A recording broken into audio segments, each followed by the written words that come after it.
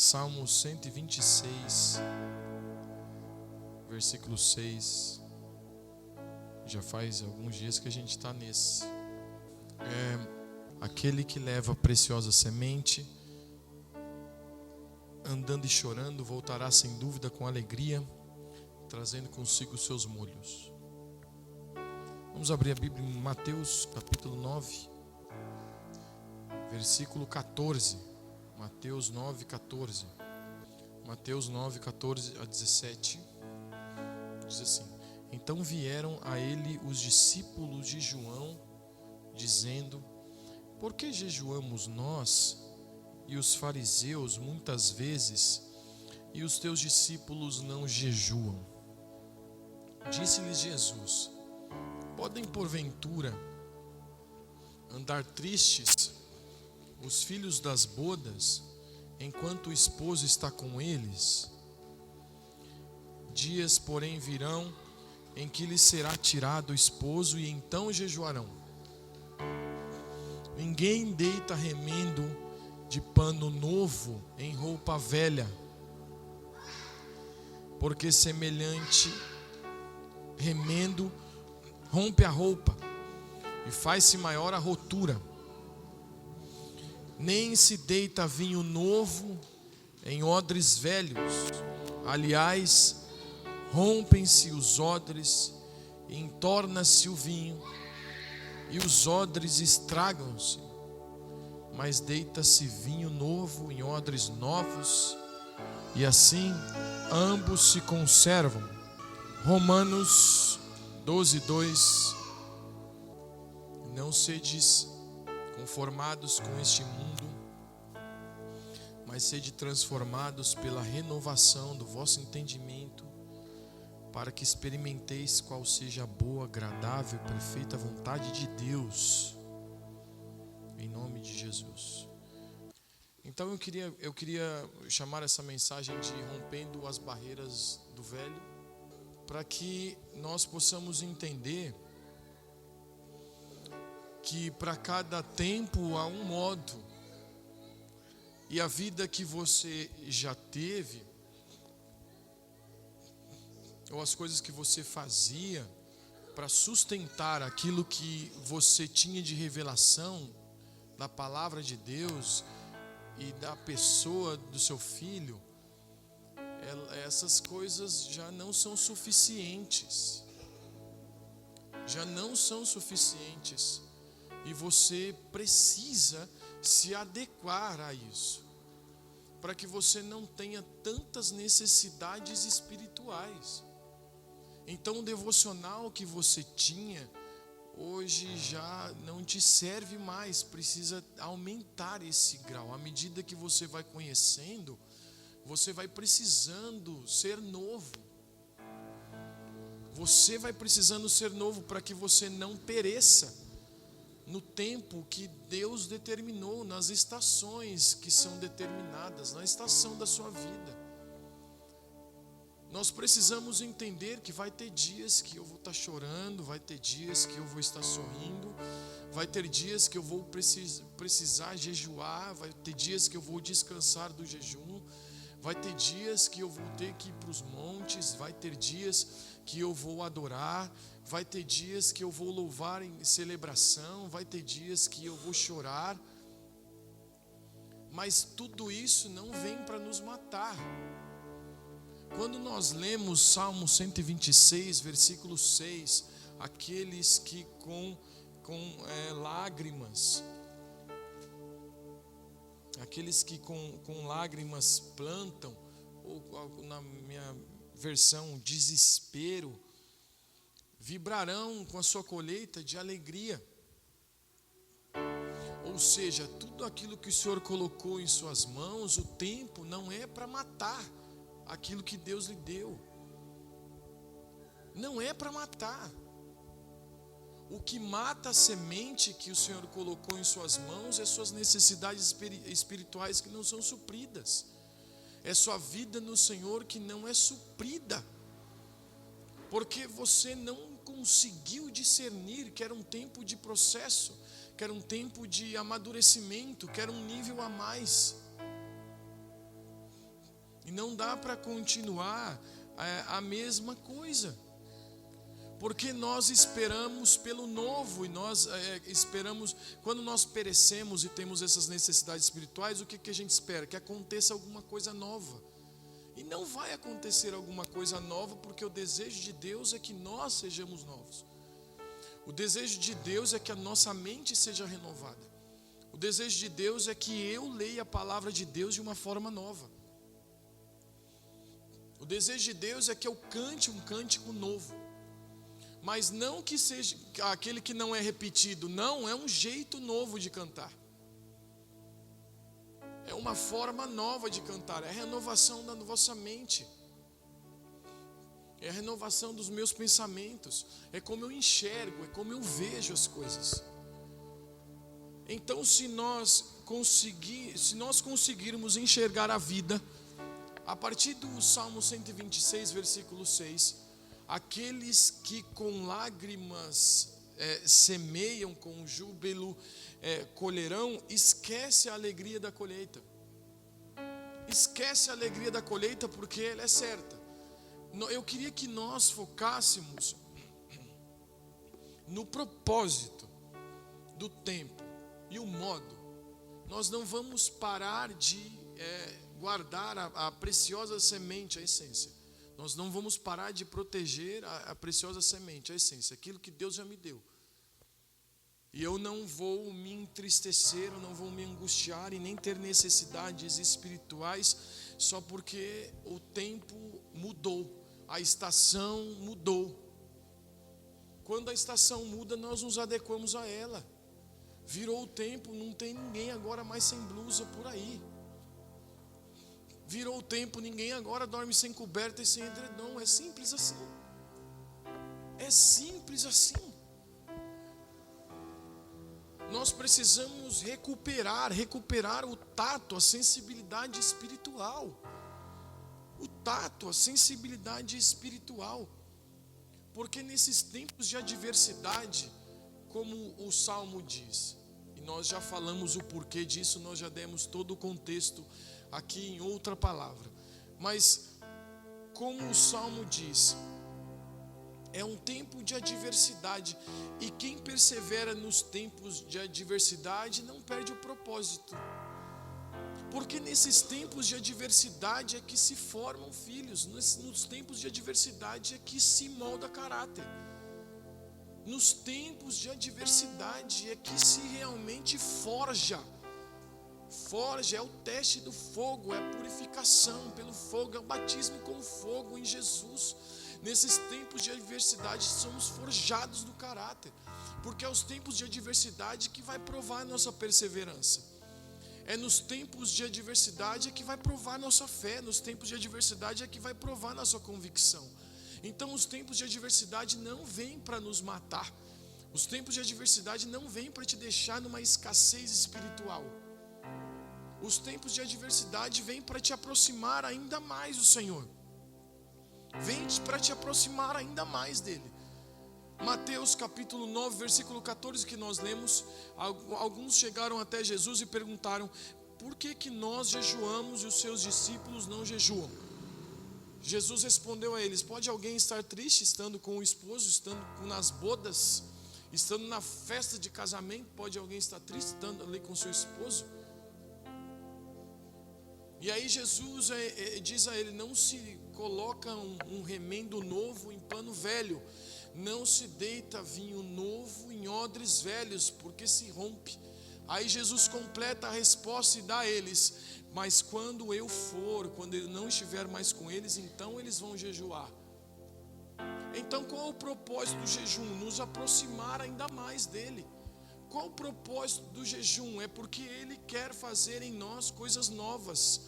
É porque Ele quer fazer em nós coisas novas e não nos dar coisas novas, mas fazer com que eu seja novo, com que eu pense de maneira nova. É por isso que a adesão ao reino de Deus é o arrependimento, porque o arrependimento é pensar diferente, é uma mudança de mente. Arrependimento é mudar a mente, é pensar de um jeito diferente. Nós às vezes pensamos que os nossos pensamentos, eles são incontroláveis.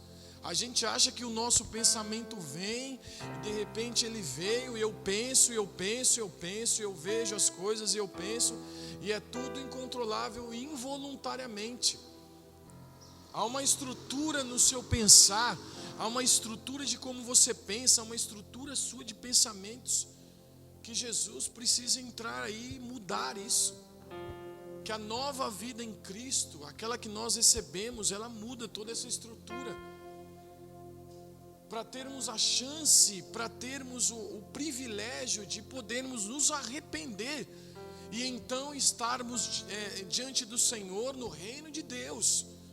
É a adesão do reino de Deus, é mudar os pensamentos, é mudar a mente, é a adesão do reino de Deus. Eu disse isso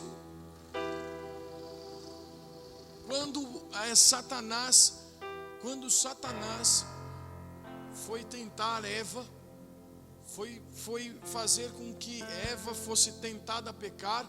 Satanás não colocou um problema na vida do casal. Satanás não colocou ali uma adversidade, uma seta. Satanás mudou a mente de Eva, mexeu com a sua imaginação. Foi o problema de um pensamento. Ela começou a pensar de um jeito diferente. Satanás só disse assim: que tal se você comesse? Acho que você não morreria não. Eva então começou a pensar de um jeito diferente. Aí que está o erro. É aí que está o erro. Nós olhamos para as coisas e por não se aproximar daquele que quer fazer em nós coisas novas, nós começamos a pensar de um jeito diferente. Nós começamos a olhar para todas as coisas de um jeito diferente. E aí entra um monte de pecados que o Espírito Santo eu não deixo mais que ele me convença. Porque é fácil estar convencido que adultério é pecado. É fácil estar convencido que matar é pecado. É fácil estar convencido que é pecado adulterar, que é pecado. Mas eu quero que eu lhe digo, se você já está acostumado em seus pensamentos a mentir, é mais difícil, né, o Espírito Santo ter acesso a convencê-lo que você é um mentiroso, ou que você é crítico, ou que você é murmurador, ou que você reclama, ou que você sempre vê o lado mal das pessoas, ou que você sempre vê defeito nos outros, ou que você sempre vê defeito em tudo, ou que você é um reclamão, que você coloca a culpa nos outros. Está vendo como há uma estrutura toda de pensar que é necessário que rompamos com esse velho, rompamos com essa maneira de ver, rompamos com esse odre velho, porque o vinho novo, o odre velho não suporta. E se nós estamos em um tempo de adoração e de jejum, se nós estamos num tempo de nos aproximarmos do Senhor, é porque nós precisamos e nós necessitamos. E hoje nós estamos aí em 10 dias de jejum, todos nós estamos aí em 10 dias de jejum. Amanhã pode ser que seja 30, amanhã pode ser que seja 40, amanhã pode ser que seja 50, amanhã pode ser que você esteja num descanso do jejum. O importante é que todos nós possamos discernir os tempos e ver qual é o modo operante, qual é o modo que nós vamos operar para que você não pereça, que você não perca a preciosa semente que o Senhor colocou em suas mãos. E mesmo num tempo de adversidade, não perder o propósito, não perder a convicção, não perder a fé. Não perder o propósito, não perder a convicção e não perder a fé. E criar um ambiente propício à manifestação. Propício à manifestação da glória de Deus, em tomar decisões, em perguntar ao Senhor: o que é que o Senhor quer de mim? O que é que o Senhor deseja de mim? Porque às vezes as nossas orações é chegar ao Senhor e falar a Ele o que nós desejamos. Mas eu lhe desafio, pergunte ao Senhor o que o Senhor quer de mim. Faça essa pergunta. Faça essa pergunta a Deus. Mude a sua estrutura de linguagem, mude a sua estrutura de pensamento, mude tudo e pergunte: Senhor, o que o Senhor quer de mim? É isso que realmente o Senhor deseja de mim? Eu estou vivendo realmente aquilo que o Senhor deseja de mim?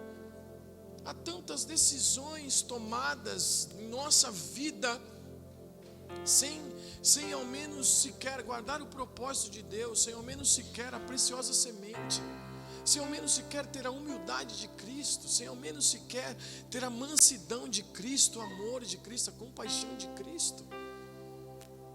Como nós podemos adorá-lo? Como nós podemos amá-lo se nós não parecermos com o seu Filho? Se nós não nos parecermos com o seu Filho? Eu queria que você abrisse a sua Bíblia. Vamos lá, todo mundo abrir a Bíblia em Mateus capítulo 12, versículo 38. Então alguns dos escribas e dos fariseus responderam dizendo: Mestre, quiséramos ver a tua parte algum sinal. Mas ele lhes respondeu e disse: Uma geração má e adúltera pede um sinal, porém não se lhe dará outro sinal senão o sinal do profeta Jonas. Pois como Jonas esteve 3 dias e 3 noites no ventre da baleia, assim estará o Filho do Homem 3 dias e 3 noites no coração da terra. Os irão no juízo com essa geração e a condenarão, porque se arrependeram com a pregação de Jonas. E eis que está aqui quem é maior do que Jonas. A rainha do sul se levantará no dia do juízo com essa geração e a condenará, porque veio dos confins da terra para ouvir a sabedoria de Salomão. E eis que está aqui quem é maior do que Salomão. E quando o espírito imundo tem saído do homem, anda por lugares áridos buscando repouso e não o encontra. Então diz: voltarei para minha casa de onde saí. E voltando a acha desocupada, varrida e adornada. Então vai e leva consigo outros 7 espíritos piores do que ele, e entrando habitam ali. São os últimos atos destes homens piores do que os primeiros. Assim acontecerá também a essa geração má.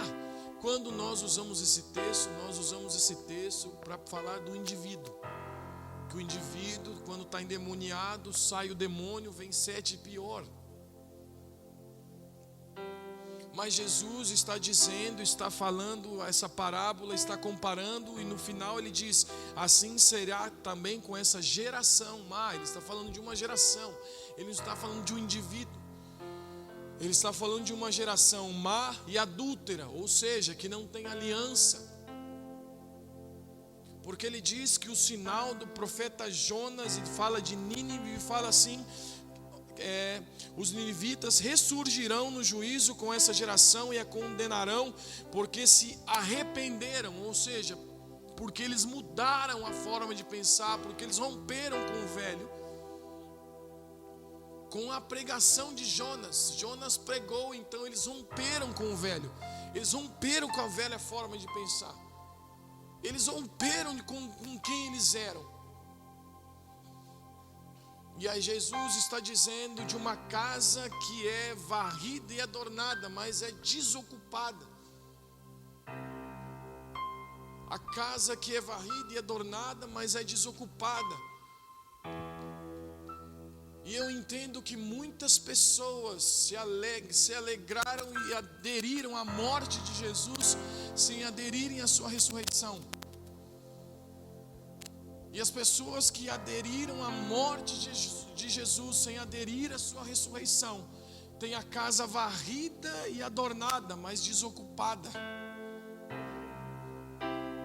O túmulo está vazio, e todos nós podemos ir lá em Jerusalém visitar o túmulo vazio. O túmulo está vazio, está adornado, está varrido, está limpinho, está vazio. Mas o que me alegra é a vida que Ele me proporcionou. E aí um evangelho que mistura as coisas, um evangelho que vem até Cristo e deixa que Jesus pode varrer, varre, adorna, mas fica desocupado uma casa. É um evangelho da qual o indivíduo, de qual o crente, a igreja, já não guarda mais a preciosa semente, já não guarda mais o propósito de Deus, já não discerne os tempos, ainda vive numa velha maneira de pensar, ainda faz as coisas numa velha maneira de pensar. Porque se nós usarmos as estruturas para servir a Deus, nós teremos uma casa varrida e adornada, porque a gente consegue ser crente bonito, pegando a estrutura e fazendo com que a estrutura sirva a Deus. Mas numa nova maneira de pensar, onde eu estou me aproximando, estou me tornando novo a cada dia, as estruturas elas nos servem. Porque quando Adão é colocado no jardim, ele foi colocado no jardim para guardar, para cultivar e lavrar o jardim. E quando ele peca, Deus expulsa-o do jardim. Deus expulsa Adão do jardim.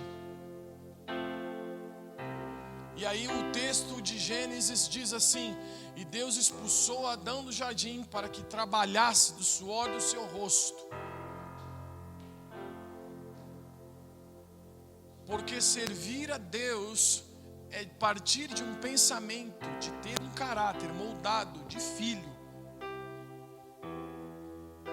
Porque as estruturas Deus dá toda pronta. Deus é quem edifica tudo, Deus é quem dá tudo pronto. Na conversa de Jesus com Pedro, Jesus perguntou a Pedro: quem é que estão dizendo que sou? Ele disse: uns dizem que você é Elias, outros dizem que você é um profeta. E você, quem diz que tu és? E Pedro disse: tu és o Cristo, Filho do Deus vivo. Jesus então responde a Pedro eu vejo que essa revelação não veio de carne nem de sangue, e sobre essa pedra eu edificarei a minha igreja. Quem edifica a igreja é Jesus. Nós só temos a incumbência de proclamar o reino de Deus. Mas numa velha maneira de pensar, nós queremos edificar com as nossas forças, nós queremos edificar com a nossa casa limpa e varrida, mas desocupada. Limpa e varrida, mas desocupada. E eu lhe digo, é necessário que a casa esteja limpa e varrida, porque se Jesus vier, se o Espírito Santo vier em ambientes que muitas vezes nós clamamos para vir, a gente morre.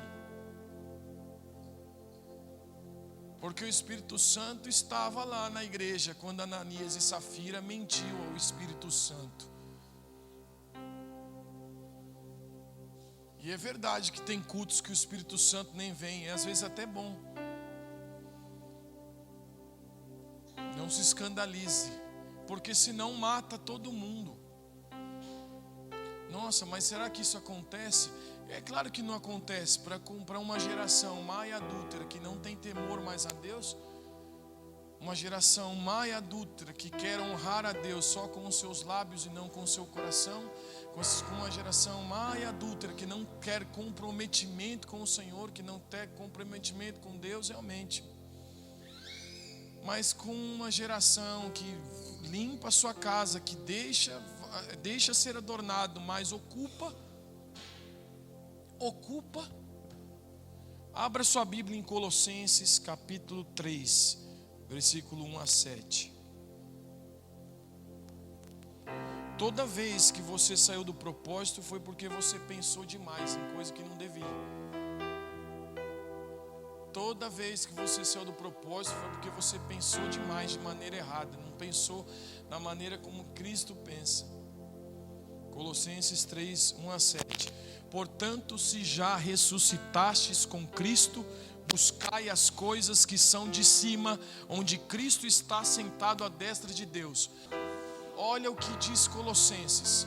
Se você não ficou apenas e não aderiu apenas à morte de Cristo, mas também à sua ressurreição, para que a sua casa não fique apenas varrida e adornada, mas que ela fique ocupada. Se você também adquiriu a ressurreição de Cristo para então viver uma nova vida em Cristo, se você não parou aí no primeiro estágio da morte de Cristo, onde você conheceu a Cristo, onde Ele te libertou e agora você tem uma vida evangélica, mas agora você tem uma vida moldada no caráter de Cristo. Então ele diz assim: se você já ressuscitou com Cristo, então buscai as coisas lá do alto, lá de cima, onde Cristo está sentado à destra de Cristo. E diz o versículo 2: pensai. Pensai nas coisas que são de cima e não nas que são da terra. Pensai, porque já estáis mortos e a vossa vida está escondida com Cristo em Deus. Quando Cristo, que é a nossa vida, se manifestar, então também vós vos manifestareis com Ele em glória.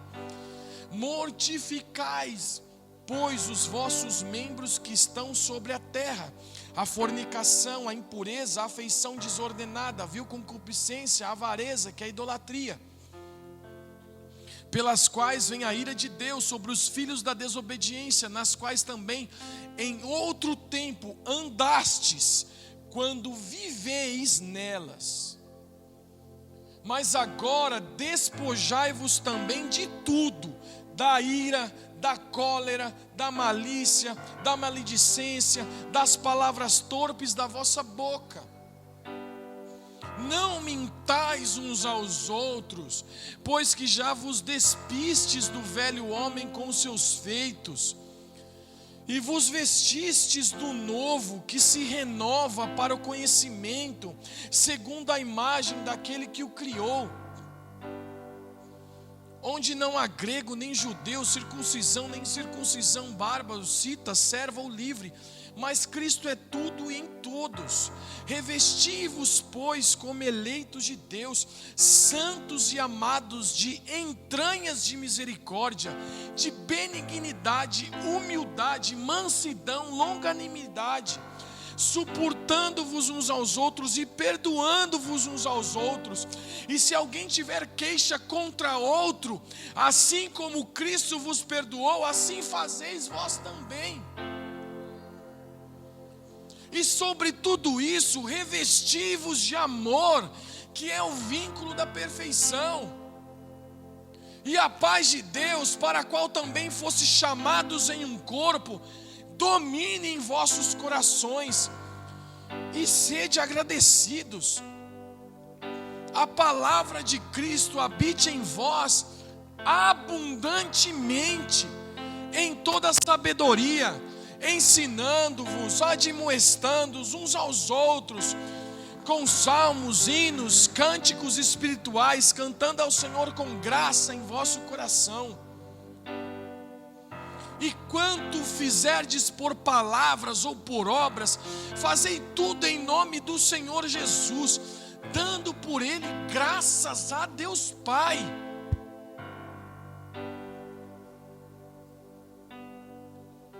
Se nós pegarmos esse texto a semana toda e nos aproximarmos de Cristo, e nos aproximarmos dele e falarmos: Senhor, nos molde de acordo com essa palavra, nos molde, Senhor, de acordo com o que a tua palavra diz, nos molde com as possibilidades que nós temos de uma nova vida em Cristo. Já seremos transformados em muita coisa em nossa vida. Não há problema em você ter problemas. Não há problema em você ter problemas. Problema é você pensar de maneira errada, porque até aquilo que é bênção, até aquilo que é processo, vai se transformar em maldição para a tua vida. O problema é pensar da maneira errada, o problema é ver as coisas da maneira errada. O problema é ver as coisas de uma ótica que não é das coisas de cima. Versículo 2 de Colossenses 3: pensai nas coisas de cima, se já ressuscitaste com Cristo.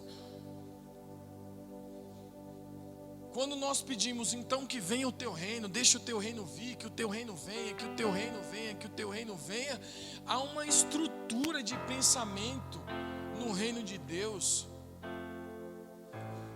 Há uma estrutura de como nós vemos as coisas, de como nós falamos, de como nós profetizamos. E quando nós queremos servir a Deus com o nosso velho homem, não dá certo. Não dá certo. O velho homem não é discipulado. Ninguém discipula pecado. O velho homem não pode ser melhorado.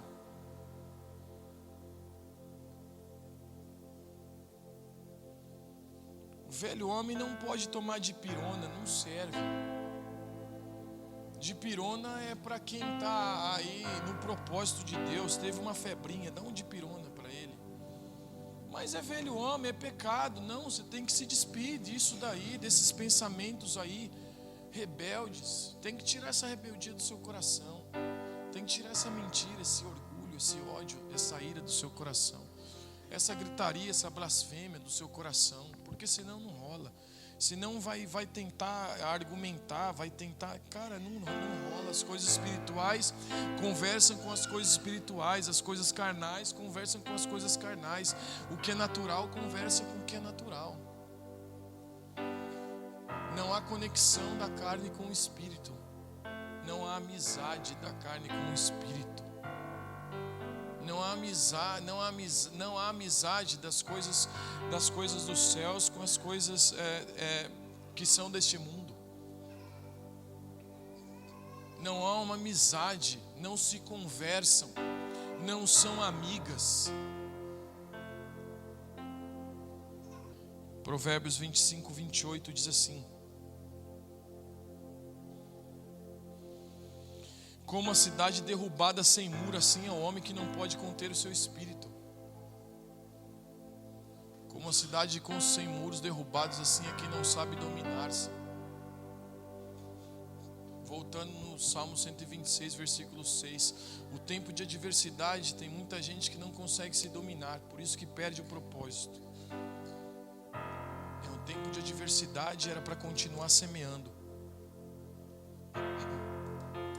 Porque quem edifica a igreja é Jesus, não somos nós. Se nós olharmos sinceramente, olhe para mim, nós podemos amar a igreja a quem pertencemos, nós podemos amar essa casa. E eu abro um parênteses: se você não for filho dessa casa, você nunca irá frutificar. Porque é questão do reino de Deus honrar e se tornar filho para poder servir. Mas se nós, fecha o parênteses, se nós olharmos para a nossa igreja, se nós olharmos para a nossa casa e trabalharmos a ponto de edificá-la, nós não estaremos servindo a Deus. Porque quem edifica a igreja é Jesus.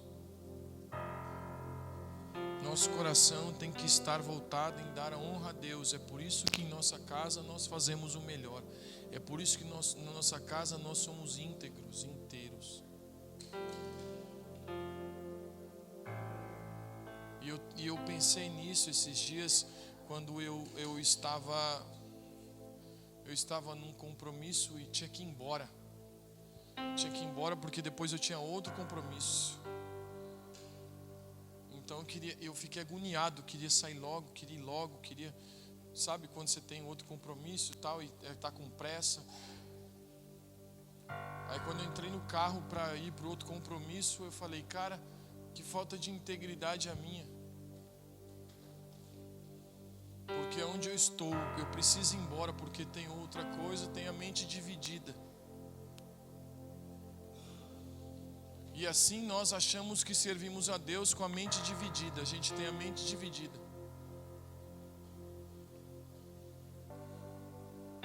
Porque a gente acha que a gente serve a Deus a partir da estrutura que nós temos. Ao invés da gente usar as estruturas, das estruturas nos servir. E assim nós vamos sendo escravos do pecado. É porque é fácil colocar o pecado, se a gente fosse fazer um teatro, colocar aqui a prostituta, o ladrão, o assassino. Mas as iniquidades do nosso coração a gente não toca. A nossa velha maneira de pensar, a gente não coloca ela aqui para designar que é pecado diante de Deus, que está errado, que nós precisamos servir ao Senhor de todo o nosso coração. Que nós precisamos servir a Deus de toda a nossa alma e com integridade. Que se nós honramos a casa a qual nós servimos uns aos outros, nós faremos isso com integridade. Ou seja, todo mundo aqui tem o meu melhor. Todo mundo aqui me tem por inteiro. Porque não tem como servir ao Senhor se nós não tivermos um campo de atuação onde nós temos comunhão como um corpo, como uma família. Porque é só um ensaio. Se no ensaio você não fizer direito, você não vai fazer certo, e você nem vai estar lá no dia da apresentação, quando o Senhor apresentar os seus filhos. Eu e o evangelista Patrick estava ensaiando esses dias aí para apresentar para um diretor. E aí no ensaio a gente estava fazendo, e aí até o evangelista que falou: não, lá na hora a gente faz. Aí o cara falou: o que você fizer aqui no ensaio, você vai fazer lá. Não existe lá na hora você faz. E a gente às vezes pensa desse jeito, né, cara? Não, depois lá na hora com Deus lá, depois eu faço. Não. A igreja, ela é temporária. A consequência dela é eterna. Nós não vamos servir a Deus a partir da igreja, porque senão a gente se torna religioso. É só uma casa varrida e adornada. E daí, se você servir a Deus na mentalidade de um servo cansa. Aí você culpa a Deus e projeta em Deus o seu cansaço. Eu não quero mais saber de Deus.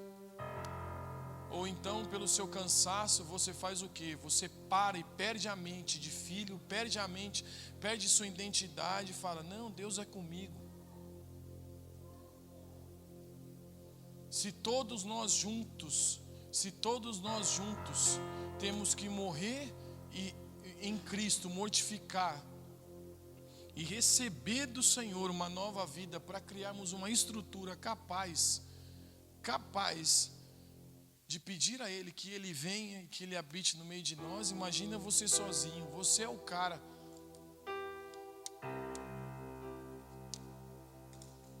Você é o cara. Nós precisamos muito do caráter de Cristo em nós, para Colossenses 3 ser verdade, para a vida do Senhor ser verdade, a gente possa perdoar.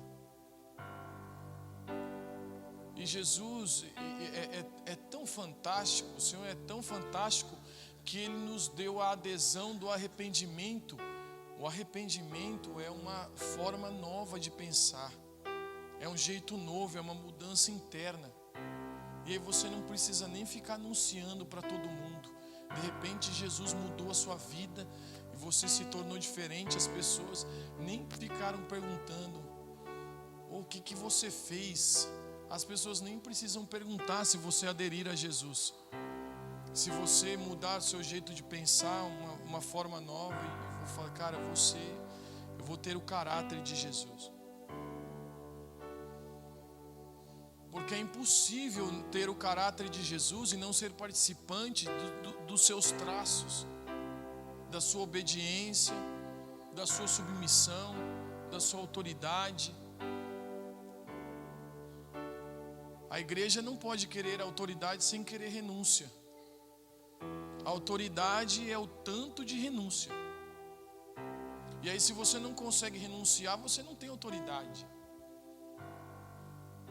Se você não tem nenhuma renúncia, você não tem autoridade. Se você não consegue nem ser submisso, nem ser obediente, você não consegue.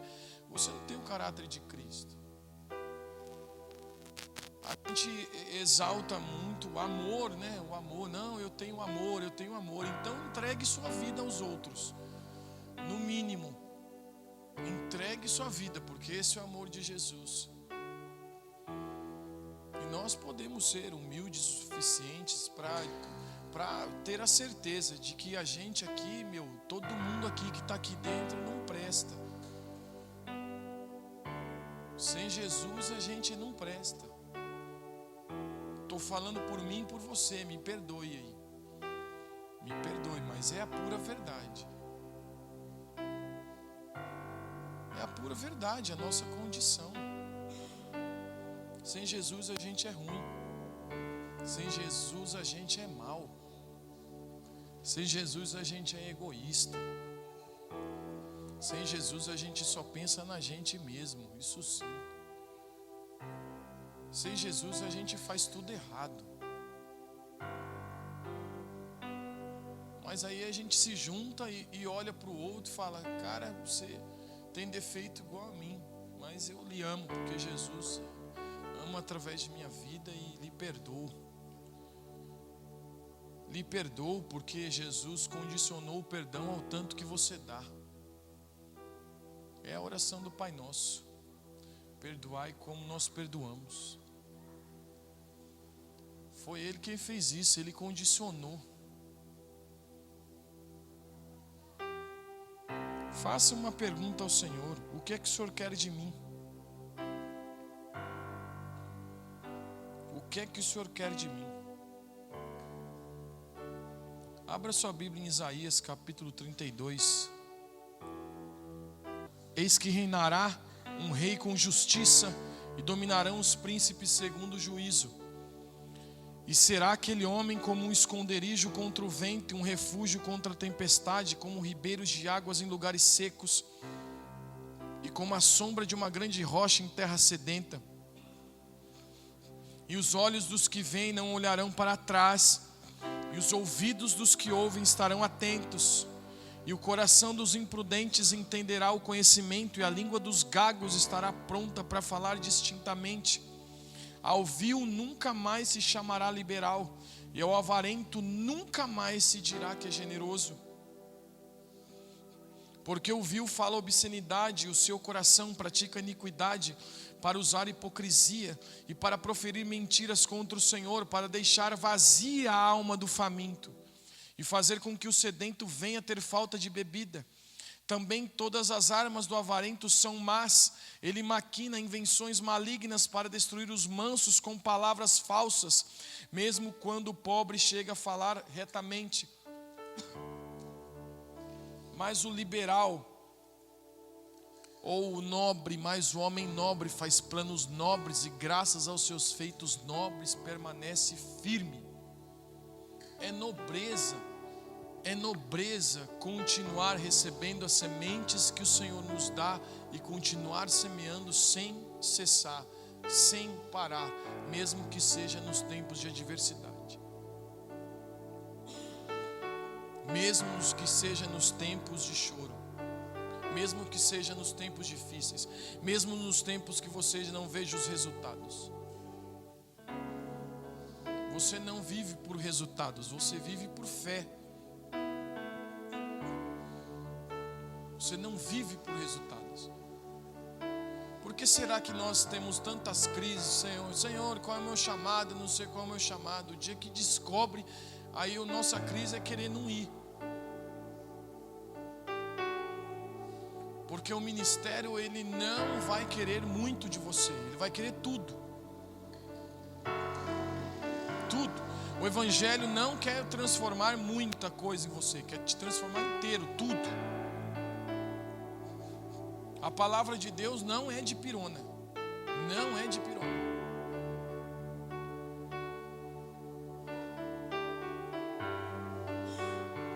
Sabe quando você está com virose?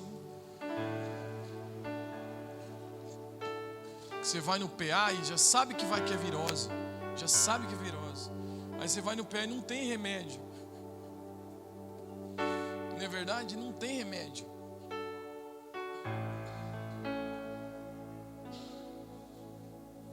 A gente não pode usar a palavra de Deus dessa maneira. A gente não pode pegar a palavra, a revelação do Espírito e fazer dessa maneira. Eu já sei, realmente, é isso aí mesmo que eu tenho. Mas ela não é remédio para você. Você tem que sair dessa virose. Você tem que levar a sério. Levar a sério. Levar muito a sério. Embora Deus seja bem-humorado, graças a Deus, às vezes Ele se ira. Mas Ele é bem-humorado. Embora Deus seja bem-humorado, não confunda bom humor com seriedade, com convicção de propósito. Não confunda bom humor com convicção de propósito, com seriedade. Você pode sorrir, você pode brincar, Você pode se divertir, você pode ser extrovertido e ser sério. Sério no propósito. Comprometido com o propósito de Deus. O Senhor quer nos levar a um nível mais fundo, mais profundo. Por favor. Amós capítulo 3. Certamente que o Senhor revelará aos seus profetas tudo aquilo que Ele irá fazer. Quando você ouve os profetas dizerem o que Deus está fazendo, por favor, acredite. Quando você ouve o que Deus irá fazer, por favor, acredite. É assim que se baseia e se fundamenta o ministério profético. Ele só se movimenta a partir dos céus. Ele não se movimenta para que os céus se movimentem. Ele se movimenta a partir dos céus. É ouvir os céus. Ele ouve os céus. O ministério profético se fundamenta dessa maneira. Ele ouve os céus. Então, por favor, creia, acredite, confie. Confie na palavra do Senhor. E quando os profetas dizem, pode ver, escute uma coisa, deixa eu te falar, o Espírito Santo não monopoliza a sua palavra. Quando Ele está falando, fala aqui, fala lá na outra, fala lá na outra, fala em outro lugar, fala em outro lugar, a mesma coisa. Ah, mas eu vi na internet, é claro, há um derramar maior onde há corações sedentos. Há uma vivência, há uma experimentação, onde há pessoas aliançadas, onde não há uma geração mais adúltera, onde não há uma casa apenas varrida e adornada, mas há uma casa cheia, onde a casa não está desocupada, não, a casa está cheia. Eu fui criado dentro da igreja desde criança. Desde criança, aprendi todas as musiquinhas de criança, aprendi a Bíblia nas escolas dominicais, aprendi as histórias bíblicas nas músicas, aprendi. O máximo que eu posso ter, uma casa limpa e varrida. Passei minha juventude, passei minha adolescência toda dentro da igreja. Era uma casa limpa e varrida, mas não pode estar desocupada. É preciso que o Espírito Santo preencha. Eu não posso parar apenas na cruz de Cristo. No terceiro dia Ele ressuscitou. Ele me trouxe vida. Ele me trouxe um propósito para viver. Ele me trouxe fé, convicção. Por isso que nós estamos num tempo de jejum, para nos aproximarmos ainda mais dele. Não é para você ficar sem comer carne, não é para você ficar sem tomar refrigerante, não é para você ficar sem tanto de alimento e passar fome, de jeito nenhum. Não é para você emagrecer, porque nesse jejum ninguém nem emagrece. Não, é para se aproximar dele, para rever realmente, para pegar a palavra, para pegar Colossenses capítulo 3, versículo 1, pegar versículo por versículo e falar, por que eu não estou vivendo isso daqui, Senhor? Ao invés de se indignar com os outros, olhe para dentro. Olhe para dentro. Olhe para dentro, a resposta está dentro, não está fora. Os problemas não estão fora, estão dentro.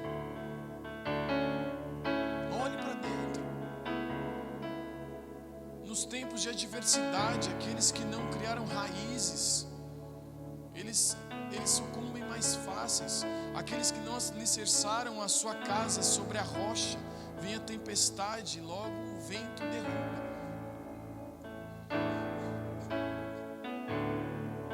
Servir a Deus a partir das estruturas cansa. Servir a Deus a partir das estruturas traz orgulho. Eu sirvo, eu faço, eu sou o cara, eu sou o pastor, eu sou o apóstolo. Quando nós nos encontrarmos encontrarmos na eternidade não estarão lá. Placas de igreja também não estarão lá. Cadeiras para os pastores. Não estarão separados os profetas, os apóstolos. Quando nós nos encontrarmos com Ele na glória lá, quem é da equipe de louvor? Levanta a mão, vamos fazer um catadão aqui. Vamos pegar uns da Hillsong, uns da Betel, um de cada Israel. Vamos fazer um louvorzão aqui. Não vai ter isso.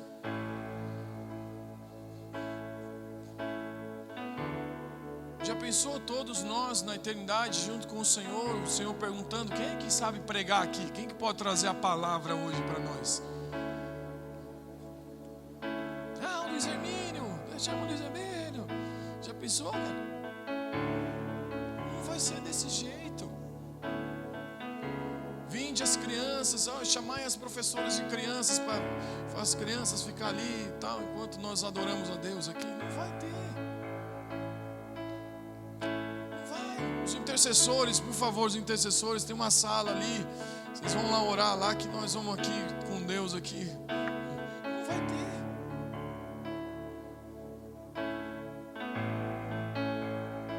O Senhor dirá: vinde, filhos, entrai-vos.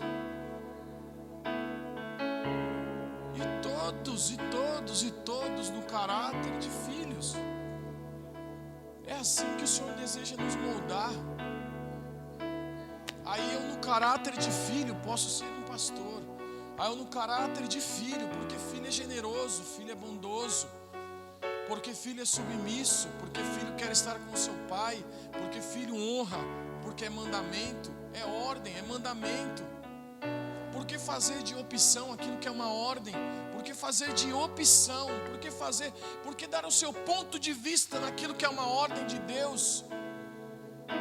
Por que dar a sua opinião? Por que mostrar o seu jeito? Não, é porque o meu jeito é desse jeito. Não, o seu jeito é da palavra. Aquilo que é uma ordem, é assim que tem que ser. É assim que tem que ser.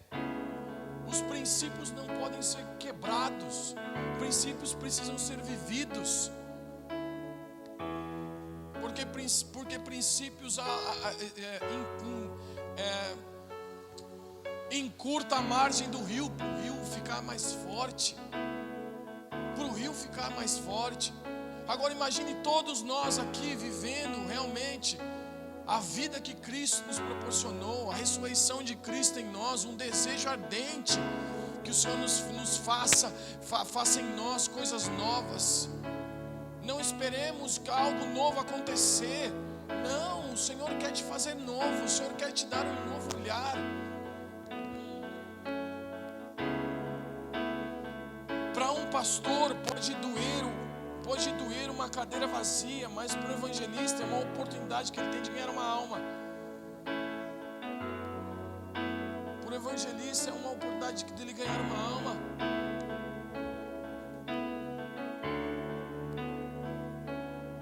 Aqueles que estão distantes do Senhor, uma cidade, uma igreja, pode ser difícil. Ai, que lugar difícil, que igreja difícil, que igreja complicada. Mas para alguém com a mentalidade do reino de Deus, é uma oportunidade de transformação, uma oportunidade de trazer transformação, de manifestar o reino de Deus.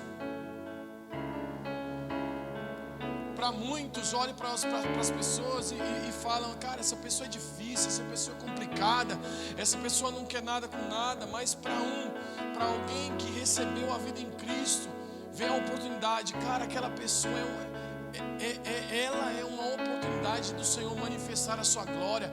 Ela é a oportunidade do reino se manifestar e houver uma transformação. Olhe bem o que nós estamos profetizando, olhe bem o que nós estamos decretando. Vigie, pensai nas coisas do alto, se assim nós recebemos a ressurreição que vem de Cristo. Não paremos nós na cruz. Jesus ressuscitou.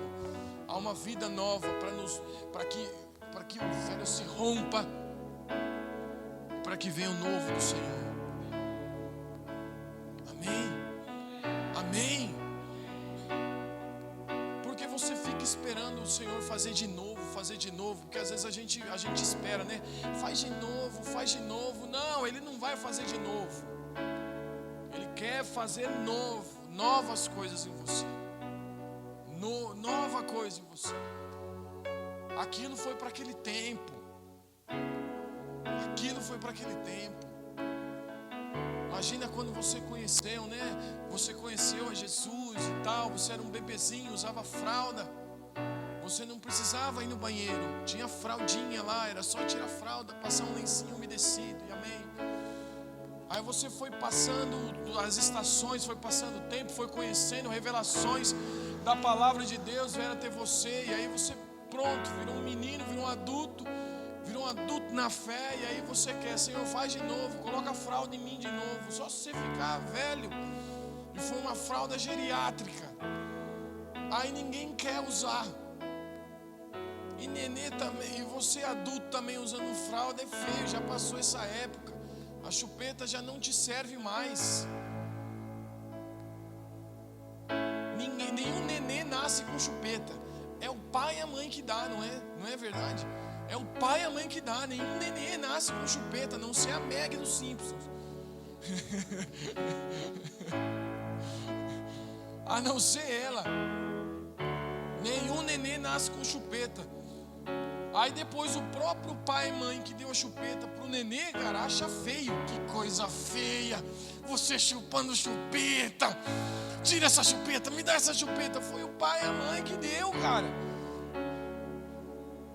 Mas porque tem tempo para chupar chupeta, depois fica feio. Depois não serve mais. Tem roupas que não te cabem mais, tem coisas que não te servem mais. O Senhor quer te dar uma estrutura nova. Uma estrutura nova, uma estrutura nova. Pare de admirar as coisas. Pare de admirar as coisas que Deus faz no outro. Admire o Senhor que faz as coisas no outro. Admire a Deus que faz as coisas no outro. É o mesmo Deus, é o mesmo Deus, é o mesmo Deus. Uma idolatria, cara, com o que Deus faz. Você viu o que Deus fez? Você viu? Pai do céu, o cara lá é fera, hein? O cara lá é de Deus, hein, cara? Aí você vê uma mensagem na internet toda pronta, preparada, a melhor mensagem do cara. O cara, você assistiu 5 minutos de uma mensagem e fala, cara, esse cara é de Deus, hein? Que homem de Deus. Na internet, não conhece o caráter, não conhece nada, não conhece. Mas está admirado, nossa, que bonito, que bonito. Rapaz, você serve a Deus, um Deus grandão. Você serve a Deus, grande, grande, é o Senhor, é o mesmo Deus, que quer fazer coisas novas, que quer fazer com que a sua mentalidade velha vá embora. Um novo jeito de pensar, um novo jeito de ver as coisas. A partir da visão que Deus tem, a partir da visão que Deus quer dar.